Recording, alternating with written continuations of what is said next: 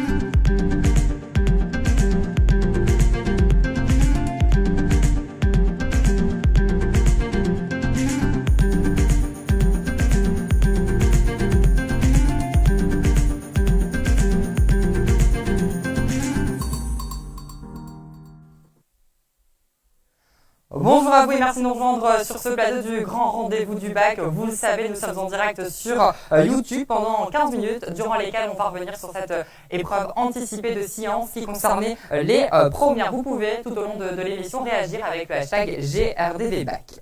Jeudi, c'était l'épreuve de français et en ce lundi 19 mai, s'ils ont passé l'épreuve de sciences, leur dernière épreuve écrite avant une longue période de vacances scolaires qui s'annonce plutôt estivale. J'en suis le premier témoin sur ce plateau du grand rendez-vous auquel il fait déjà une température qui est aux alentours d'à peu près de 30 degrés. En tout cas, ce matin à 7h20 devant le parvis d'établissement, on ne parlait pas de bronzage mais plutôt du stress qui était présent. Maxence Fouché, Thomas Descamps.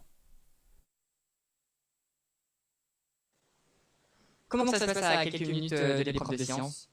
Un peu stressé, mais moins que le français quand même, parce que c'est moins important, donc voilà. Du côté révision, t'es prête? Ouais, j'ai les week-ends, donc ça va. Non, pas forcément, mais on verra. Tu souhaiterais tomber sur quel sujet? Je pense que celui du début d'année, la représentation visuelle, c'est plus, on connaît mieux, du coup. Dans quelques instants, c'est l'épreuve de sciences. Vous êtes stressé? Ouais, un peu quand même. Moi, pas du tout, franchement. On a passé le français, c'est bon. Le français, c'était plus dur quand même, c'est vrai. Vous êtes plutôt bien préparé? Ouais, ça c'est bien. On a fait pas mal de fiches, on a regardé pas mal de vidéos. Ça nous a beaucoup aidé. Un pressentiment sur l'épreuve? Non, déjà pour le français, ça s'est super bien passé. Les examinateurs étaient super sympas, donc je pars sur le même principe. Ouais, voilà, c'est ça. Vous souhaitez un sujet plus qu'un autre ou pas? J'espère juste pas tomber sur nourrir l'humanité. Voilà, je l'aime pas. Non. Vous souhaitez lequel? Peut-être sur l'œil, sur la sexualité, c'est assez simple. Ouais, franchement, ouais. Et nous rejoignons sur ce plateau élève professeur, bonjour. Alors, à mes côtés, j'ai Cheyenne Ladurel, élève en première L. Elle est accompagnée de Lisa Benzaoun, c'est bien ça. Elle a en première L, bonjour à vous deux. Elle s'accompagne et rejoint de Géraldine Piragagati, professeure d'SVT, bonjour. Alors avant tout, bienvenue sur ce plateau du grand rendez-vous du bac. Lisa, Cheyenne, vous venez de tenir l'une des épreuves anticipées du baccalauréat, celle de sciences. On va le rappeler, une épreuve qui dure 1h30, qui comporte un coefficient de 2 et qui est décomposée en 3 parties qui concernent différents thèmes du programme de sciences et de terre et de physique-chimie. On l'a entendu dans ce reportage, elle ne voulait pas tomber sur nourrir l'humanité, manque de peau, nourrir l'humanité et les défis énergétiques font les sujets qui sont tombés sur ce bac anticipé de sciences concernant les premières. Lisa, Cheyenne, comment s'est déroulée l'épreuve? Surprise? Non, franchement ça va, c'est plutôt bien et je suis assez contente parce qu'on a eu une représentation visuelle pour le commun, pour le commentaire, ouais. Et je trouve que le commentaire, c'était assez facile, à part pour la partie 2 sur le Danemark, je crois. Ouais, le Danemark. C'était assez difficile et la partie 3 ça allait. Alors, aucune surprise sur cette épreuve parce que toute la joie. Oui, la vie du sujet. Oui, voilà. Alors, Géraldine, vous êtes avec nous sur ce plateau. De votre côté, est-ce que c'est une surprise ou cette épreuve était attendue? Non, cette épreuve était attendue. De toute manière, ils ont plusieurs thèmes qu'ils voient au courant de l'année. Ils savent très bien qu'ils vont avoir au moins 3 thèmes différents, puisqu'il y a 3 types d'exercices différents, avec la partie 1 commentaire, la partie 2 particulièrement pour la physique et la partie 3 SVT. Donc, ils savaient bien qu'il fallait absolument pas faire d'impasse et tout réviser. Donc les révisions, elles ont été totales dans tout le programme de première, à ce que j'entends. Dans tout le programme, bah oui, pour ceux qui ont été raisonnables, à mon avis, ils ont fait tout le programme. Alors apparemment, il y a eu, si je ne me trompe pas, en février dernier, un bac blanc.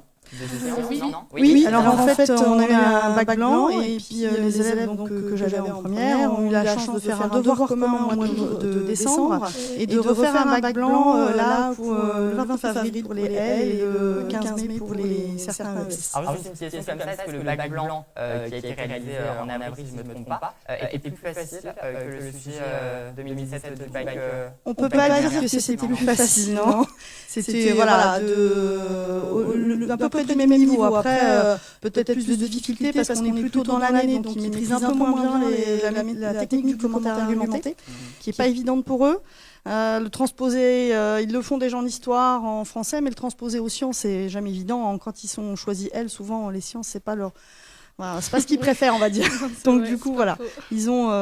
voilà. Il vous a plu ce sujet ? J'ai trouvé très bien, oui. Très bien. Ouais. Cheyenne, Lisa ? Oui, vraiment. Oui, ça va, il était. Ouais, ce que je comprends, c'est la joie quand même. Vous êtes contente de ce sujet. Alors, on vous a demandé des développements et des questions bien précises. Alors, très généralement, comment vous êtes pris pour la méthode peut-être que vous avez pris, le développement que vous avez utilisé pour traiter le sujet ? Durant Voilà, durant l'épreuve. Ça dépend, il n'y a pas de méthode particulière. Après, c'est surtout chacun sa méthode particulière au niveau du brouillon, de faire un long brouillon détaillé ou bien de plutôt commencer directement à l'écrit. Moi, personnellement, j'ai d'abord fait un brouillon pour le commentaire. Et pour les deux autres parties, j'ai direct commencé sur le sujet parce que j'ai pris quand même assez de temps pour le commentaire. Donc, je me suis dit, je ne vais pas perdre de temps et je ne voulais pas finir tout le sujet, quoi. Alors, c'est une question qui va être un peu peut-être plus compliquée, Géraldine. Est-ce que vous pensez que la méthode de Lisa et de Cheyenne au niveau de la rédaction du sujet est plutôt bonne ? C'est une traditionnelle, c'est la traditionnelle méthode pour traiter un sujet ou pas ? Alors nous, on leur conseille un brouillon, mais pas trop long, pour pas perdre trop de temps, parce que c'est une épreuve quand même qui est dense sur 1h30. Le commentaire, on leur donne des indications d'horaire en début d'année, pas dépasser 25 minutes pour les parties 3, partie 2, et le commentaire en 35 minutes. Donc c'est court, il faut du condensé, il faut bien maîtriser son cours. Donc vraiment faire au brouillon uniquement, on conseille ce qui est les idées, et puis essayer d'organiser un plan, parce que ce qui va être intéressant dans ce commentaire, c'est un commentaire argumenté. Et ce que les correcteurs veulent voir, c'est vraiment une organisation d'argumentation. Un argumentaire bien précis et que ça transparaisse dans le texte. Donc ça, c'est important de bien organiser ses idées au départ. Alors, on a fait des séances d'AP tout au long de l'année. Cette année, on a eu de la chance d'avoir des séances d'AP. Je pense qu'il leur a permis vraiment de maîtriser cette technique. Alors, apparemment, des élèves qui étaient bien préparés pour ce bac. Alors, on espère. On l'espère. Alors, je viens de voir le sujet, un sujet de 10 pages, 1h30. Vous pensez que ça suffit pour traiter un sujet comme celui-là ?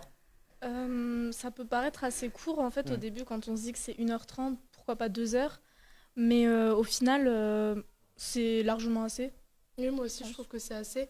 Après, comparé au français, quand on a 4 heures, on peut se dire que c'est super court, mais moi personnellement je trouve pas que c'est court et on peut facilement gérer son temps pour... Donc vous pensez que ça suffit, 1h30 pour réaliser une épreuve comme celle-là. Oui. Alors Géraldine Perra, je vais vous demander de réagir à un commentaire que l'étudiant.fr a fait. Aucun piège dans cette épreuve anticipée qui permet en général aux élèves de gagner des points. Les connaissances auxquelles font appel les sujets ont toutes été abordées en cours. Si ce n'est pas le cas, cherchez bien, c'est qu'elles se cachent dans les documents.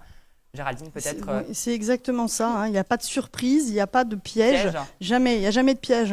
Et on attend quand même malgré tout une maîtrise du cours. Quelqu'un qui ne maîtrise pas son cours, s'il est resté avec des interrogations sans poser les questions, ce qui peut arriver des fois, c'est dommage parce que là, il n'y avait vraiment aucune surprise.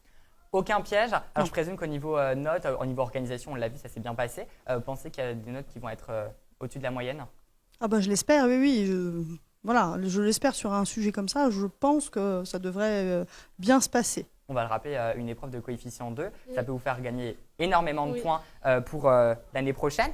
Si je vous demandais d'estimer comme ça votre note, c'est compliqué, mais est-ce que vous pensez au moins avoir la moyenne, une épreuve qui… Ouais, oui, franchement, je pourrais avoir la moyenne et le sujet n'était pas super difficile comparé au premier bac blanc, je trouve. Donc, je pense que je pourrais avoir 11, 12, 13 peut-être. 11, 12, 13 du côté. Je vais pas faire de… Je sais pas trop, donc je préfère pas dire. Après, mais la moyenne aussi. Oui, je mise la moyenne quand même. Alors, la suite pour vous ? La suite Encore une épreuve, parce que je comprends, l'oral de français, c'est bien ça? Oui. Vous avez tout préparé, tout est prêt ou Oui, il pas? manque plus qu'à faire quelques révisions avant le jour et on espère que ça va bien se passer. En quel coefficient, juste comme ça, pour l'oral de français? L'oral de français, je crois que c'est coefficient 2. Mais je suis Coefficient 2 3, encore, je sais plus 2-3 comme cette épreuve de Oui. sciences. Géraldine Pierrat, de votre côté, ça va être, c'est quoi la suite, les corrections, je présume?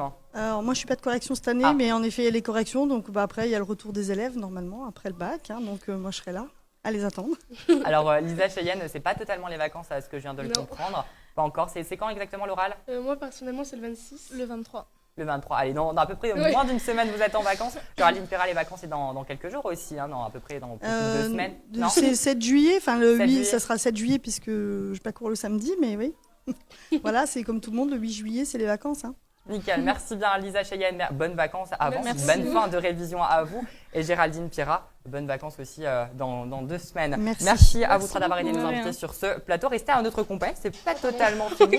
C'est pas totalement fini parce que les vacances, c'est pas maintenant. Le baccalauréat continue jusqu'à jeudi soir. C'est demain avec une journée placée sous le signe des épreuves avec les gros coefficients. Une journée qui va aussi mobiliser la rédaction de 7h du matin à jusqu'à 19h le soir pour vous faire vivre au total plus de 4 directs. On reviendra sur la littérature, la physique, chimie, la SES et la mercatique. En tout cas, le prochain rendez-vous qu'il faut absolument retenir, c'est demain, 10h05. On reviendra sur la littérature. Merci de votre fidélité. Restez connectés sur les réseaux sociaux. Bonne matinée à tous et à demain, 10h05 en direct sur YouTube.